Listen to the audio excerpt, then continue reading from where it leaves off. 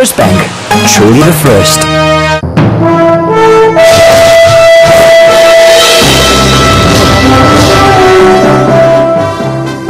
We move straight on to business news. Here's Josh Adeshowa. That's right, it's time for business news. The federal government has flagged off a second phase of marginal field licensing in the country. At a news conference in Abuja, the Minister of Petroleum Resources, Desiani Alice Madueke, said the exercise will enable a viable oil and gas sector. While addressing journalists, the minister assured that the process will be transparent, and she said 16 of the marginal fields are currently onshore, while 15 are on the continental shelf. ICO Insurance, one of Nigeria's leading insurance firms, is celebrating 50 years of stability. And the Golden Jubilee celebration was one which brought several generations of the ICO management together for a time of fun, celebration and gratitude. Our correspondent Cynthia Are was there and now reports.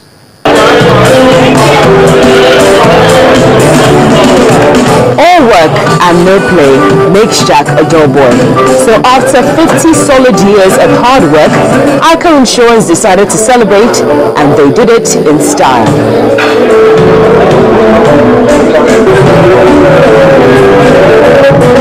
Everyone who played a part in making the company what it is today was present and honored, including the very first African director of American Life Insurance, who's been associated with the company since 1966. When you think of the way that the company has been working, with a good management, with good people on the board, the company will continue to grow. And I have no doubt that in 50 years' time, it will continue to be a household name. Half a century is a long time, and it certainly has its own challenges.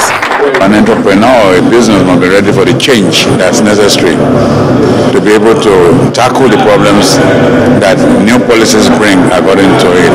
But many times, the makers of the policies are not practitioners, or they're not on the field. So the field workers are the ones that take the brunt of any negative policy before they can even amend it. But if you're not careful, it could destroy your company. ICO Insurance is Nigeria's #1 insurer for many reasons, and on top of that list is their ability to move with the times and stay focused. They show this with a symbolic launch of their anniversary logo.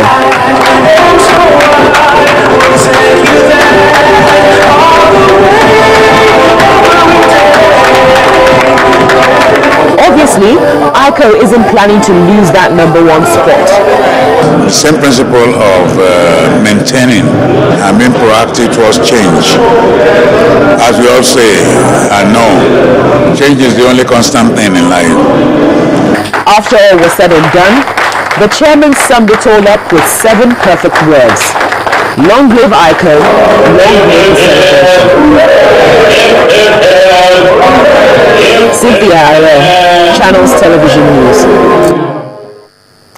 Shareholders of ARCO Petrochemical Engineering Company PLC, an indigenous player in Nigeria's oil and gas sector, had cause to smile today after a dividend of 20 kobo was paid to them by the company.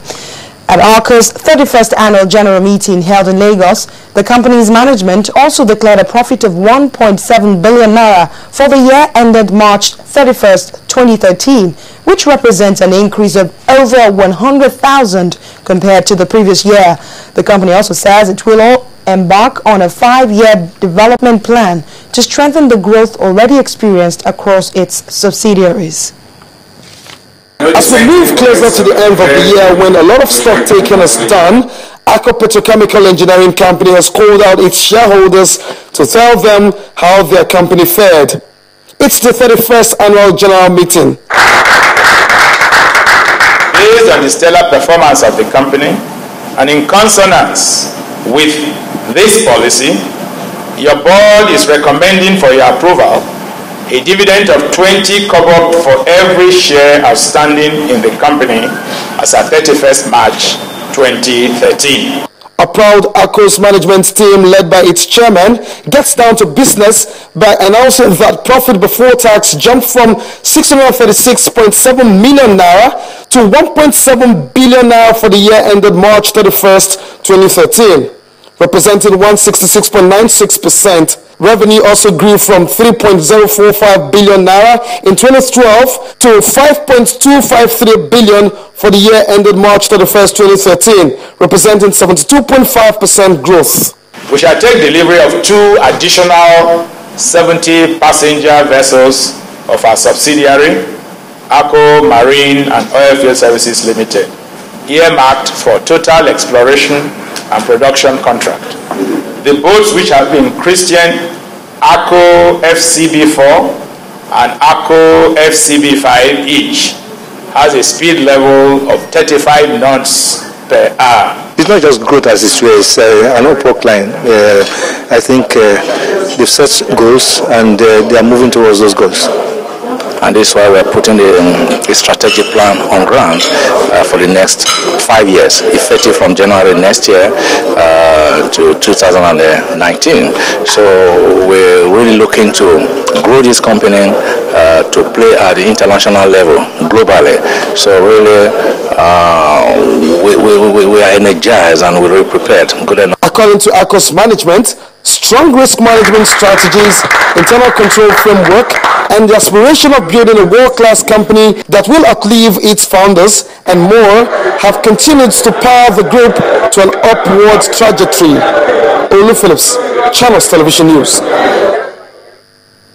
Profit-taking resumed at the Nigerian stock market today, reducing the all-share index by 0.21%. Our correspondent BC Koka reports.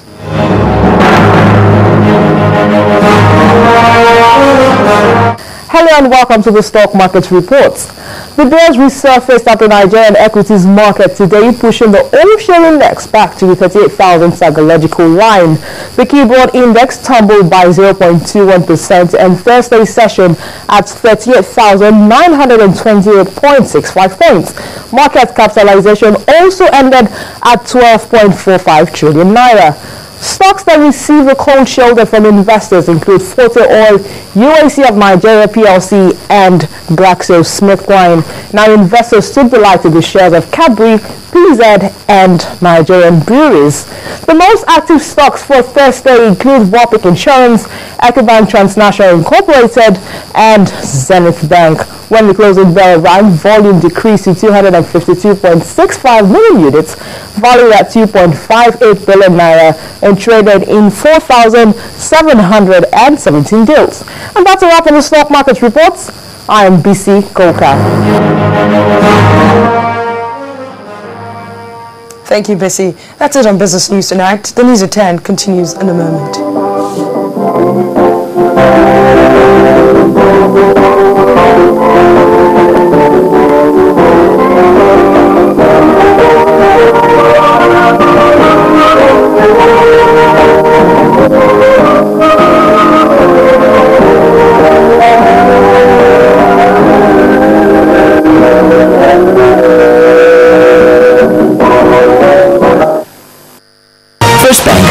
Truly the first.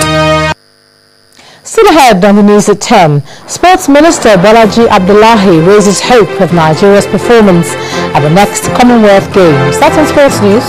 Join us again.